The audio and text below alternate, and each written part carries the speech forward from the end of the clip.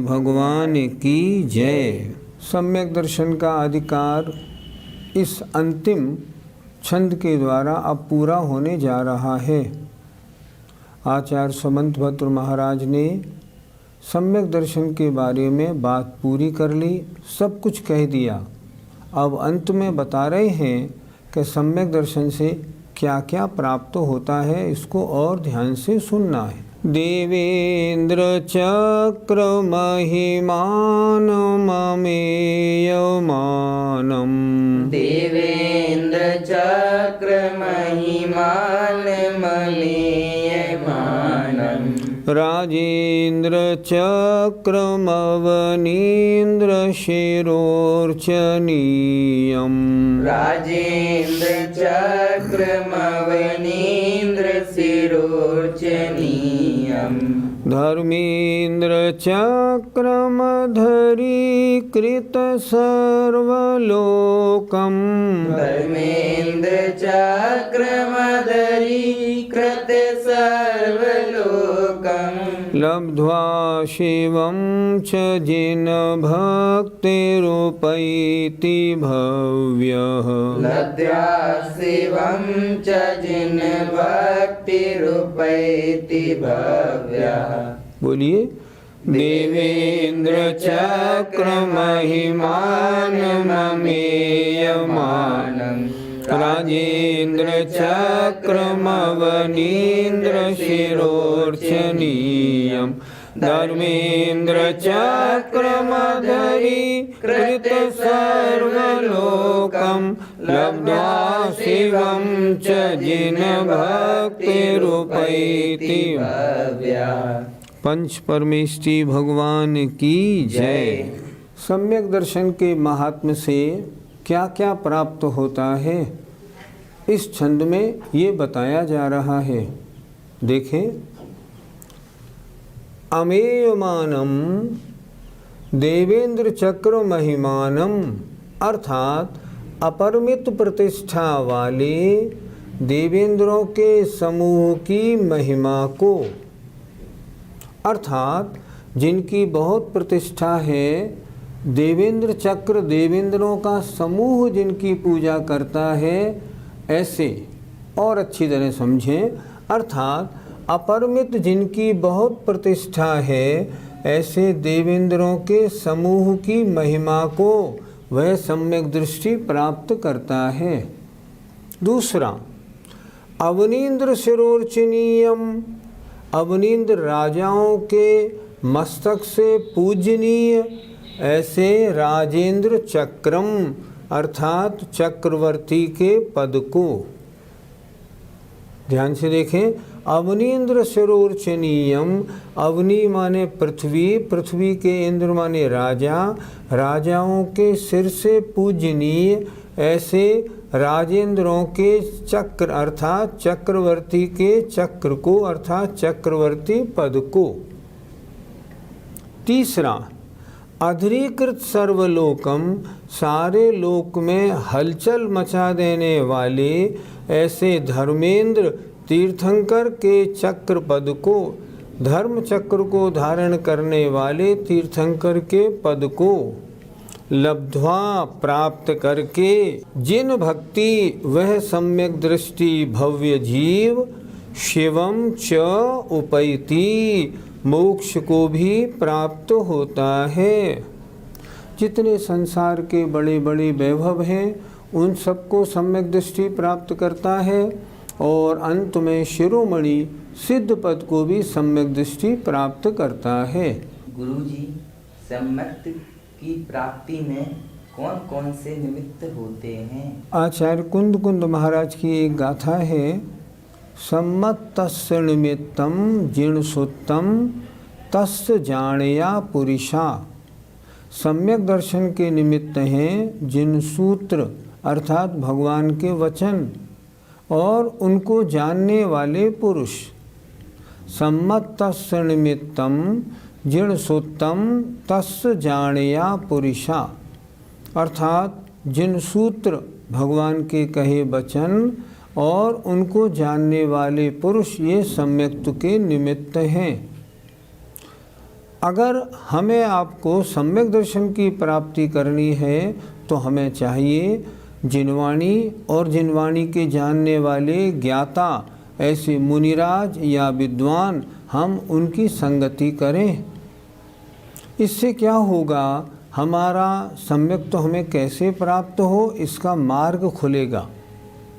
सम्यक दर्शन प्राप्त करने का तरीका क्या है, हमें क्या करना, पहले जिनवाणी पढ़ेंगे, जिनवाणी को जानने वाले पुरुषों से उपदेश सुनेंगे। उसे सुन के क्या होगा, उसे सुन के सबसे पहले हम जिन जीवों की खोटे देव शास्त्र गुरु में श्रद्धा जमी है वो समाप्त होगी, सच्चे देव शास्त्र गुरु में हमारी श्रद्धा बनेगी। उसके बाद जब शास्त्र में श्रद्धा बन जाएगी तो हम शास्त्र को पढ़ेंगे, उसको सच्चा मानेंगे। तब उसको पढ़ के हम उसमें लिखे अनुसार 7 तत्व 9 पदार्थ, कर्म क्या है, लोक क्या है, इसका श्रद्धान करेंगे। जब श्रद्धान करेंगे तो हमें मालूम पड़ेगा शरीर तो पुद्गल है और इसमें जो जानने देखने वाला आत्मा है वह मैं हूँ। ये दिखने वाला शरीर मैं नहीं, जो इस शरीर के माध्यम से देखने वाला है वह मैं हूँ। ऐसा जानने पर शरीर और आत्मा का भेद विज्ञान होगा और भेद विज्ञान होना अर्थात सम्यक दर्शन प्राप्त होना है। उसके बाद व्रतों को धारण करेंगे, व्रतों को धारण करके अपने जीवन को सफल करेंगे। इसलिए सम्यक दर्शन के निमित्तों को जानकर हमें उन निमित्तों की प्राप्ति में अपना समय लगाना चाहिए। गुरुजी, सम्यक दर्शन प्राप्त करना क्यों आवश्यक है? किसी विद्वान ने ठीक लिखा है, इस भवतरु का मूल यह जानहु मिथ्या भाव, ताको कर निर्मूल अब करिए मोक्ष उपाव। संसार रूपी वृक्ष का जड़ क्या है, मिथ्यात्व। अब करना क्या है, इस मिथ्यात्व को जड़ से नष्ट करके मोक्ष का उपाय करना है। बिना सम्यक दर्शन के सम्यक ज्ञान चारित्र होते नहीं। हम पूजा पाठ, स्वाध्याय, उपवास सब कुछ सारी धार्मिक क्रियाएं करते हैं, लेकिन मिथ्यात्व अगर है उन क्रियाओं का कोई मूल्य नहीं है।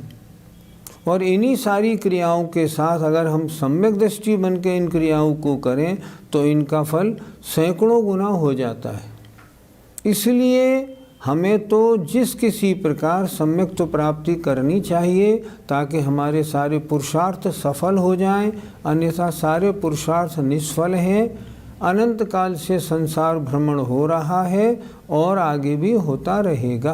पंडित जी, आज पहला अधिकार पूर्ण हो गया, हमें इससे क्या शिक्षा लेनी चाहिए? इस पहले अधिकार में हमने क्या पढ़ा, जरा विचार करते हैं। सबसे पहले आचार्य महाराज ने मंगलाचरण करने के उपरांत बताया कि मुझे सच्चा धर्म क्या है वो कहना है, जो संसार के दुखों से छुड़ाकर मोक्ष पहुंचाता है। धर्म क्या है, सम्यक दर्शन ज्ञान चारित्र धर्म है और कुछ नहीं। सम्यक दर्शन क्या है, सच्चे देव शास्त्र गुरु का श्रद्धान करना सम्यक दर्शन है। सच्चे देव कौन हैं, जो वीतराग हों, सर्वज्ञ हों, हितोपदेशी हों। वीतराग का मतलब 18 दोषों से रहित हो। सर्वज्ञ जो सभी द्रव्यों की अनंतानंत भूत भविष्यत की और वर्तमान की पर्यायों को जानने वाले हों। और हितोपदेशी अर्थात जिन्होंने स्वयं मोक्ष प्राप्त कर लिया है, हित को जान लिया है और वो हित का उपदेश देने वाले हों। इस तरह सच्चे देव की चर्चा हुई। उसके बाद उन्होंने 18 दोषों को भी अच्छी तरह गिनाया। फिर सच्चे शास्त्र की परिभाषा बताई।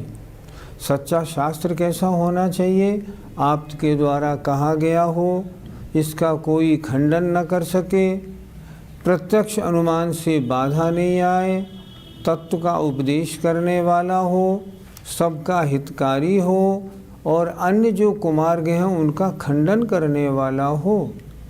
ऐसा शास्त्र, आज जो शास्त्र हमें पढ़ने को मिले हैं, अनमोल हैं, साक्षात भगवान की दिव्य ध्वनि से निःसृत हैं, अतः परम पूज्य हैं।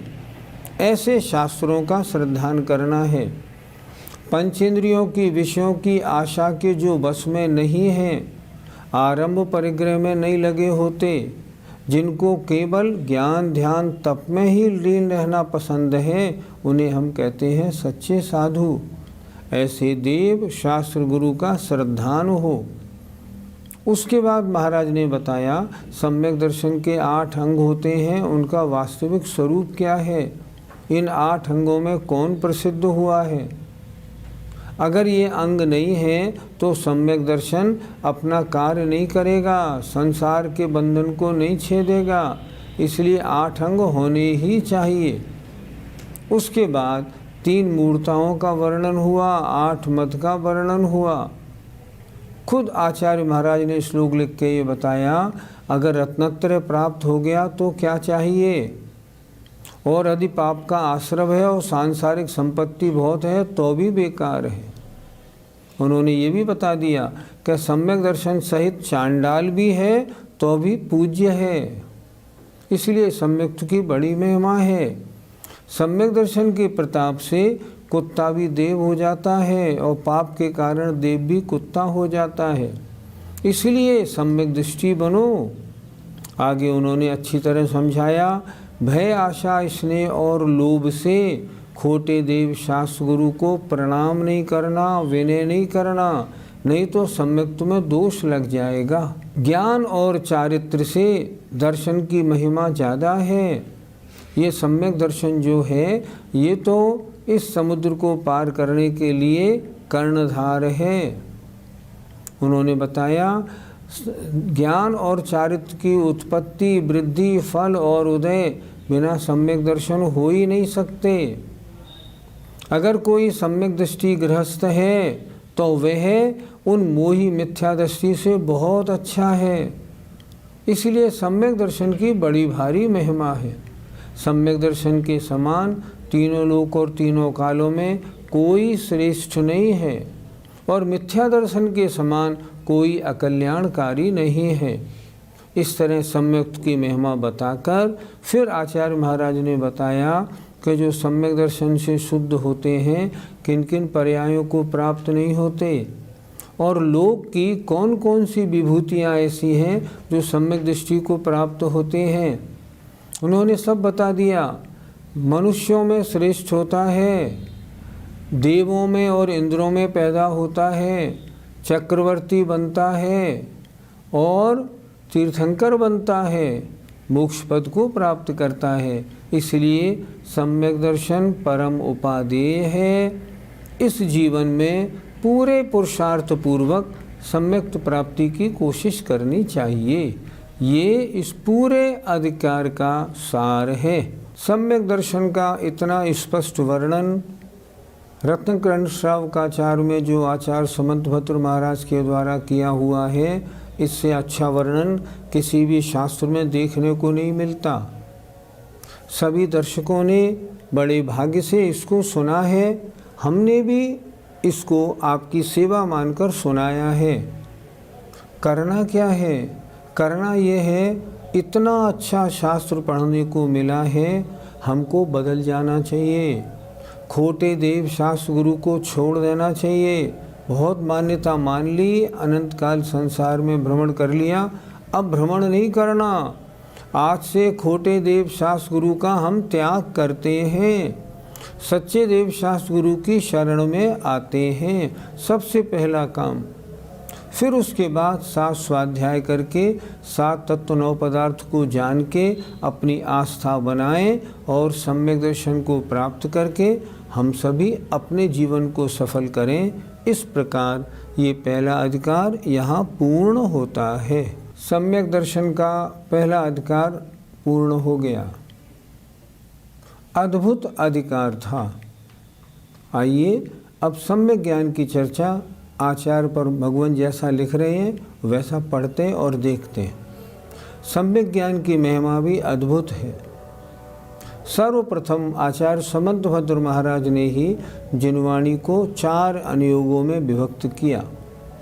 और उन्होंने कहा कि सम्यक ज्ञान या ये शास्त्र ये 4 प्रकार के अनुयोगों में इस तरह विभाजित कर देने चाहिए। आइए अब दूसरा जो अधिकार है सम्यक ज्ञान अधिकार, इसको प्रारंभ करते हैं। अन्यूनमनतिरिक्तम्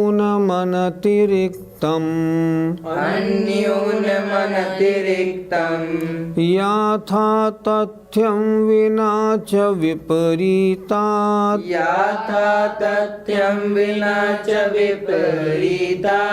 निस्सन्देहं वेद यदाहुस्तज्ज्ञानमागमिनः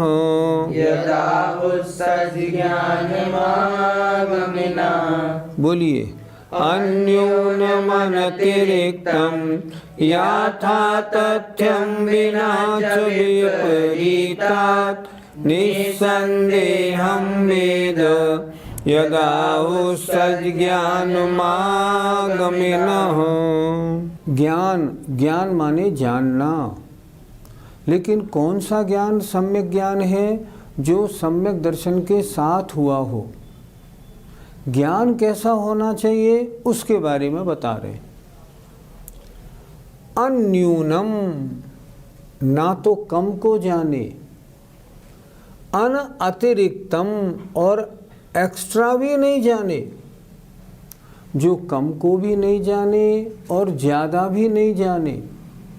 याथा तथ्यम, जैसा का तैसा जाने, और विनाच विपरीतात्, और विपरीतता के बिना जाने, अर्थात उल्टा नहीं जाने, सच्चा जाने।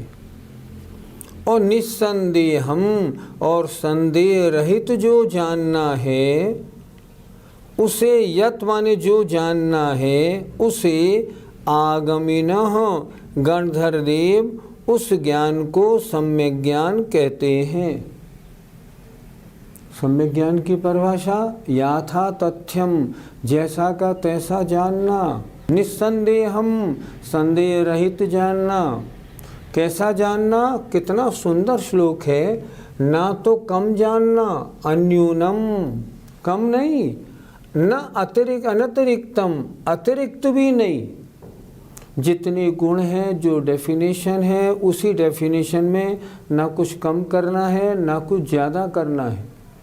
तो ना तो कम जानना है ना ज़्यादा जानना है, जैसा का तैसा जानना है, और विपरीतात, बिना उल्टे पने से रहित जानना है। जैसा का तैसा सच्चा जानना है, और संदेह रहित जो जानना है उस जानने को गणधर देव उस ज्ञान को सम्यक ज्ञान कहते हैं।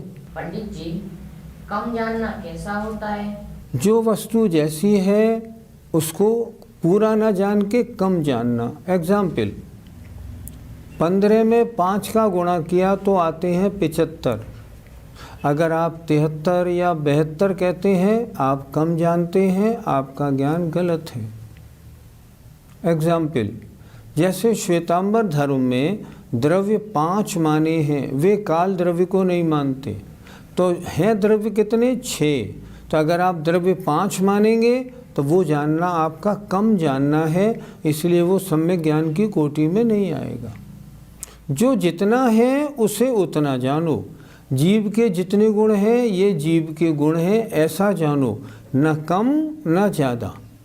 तो अन्यूनम का मतलब जितना है उससे कम अगर वस्तु का स्वरूप जाना जाता है तो सम्यक ज्ञान नहीं है। पंडित जी, अधिक जानना कैसा होता है? जैसे 15 गुणित 5 बराबर 75। अगर आप 15 गुणित 5 बराबर 80 जानेंगे तो आपने अधिक जान लिया। ये जानना भी गलत हो गया। मान लो जीव के गुण कैसे हैं? ज्ञान, दर्शन, सुख और वीर्य। और जीव है कैसा? अमूर्तिक। अगर आपने जीव को मूर्तिक भी मान लिया तो आपने जीव को अधिक जाना, वो भी सच्चा ज्ञान नहीं।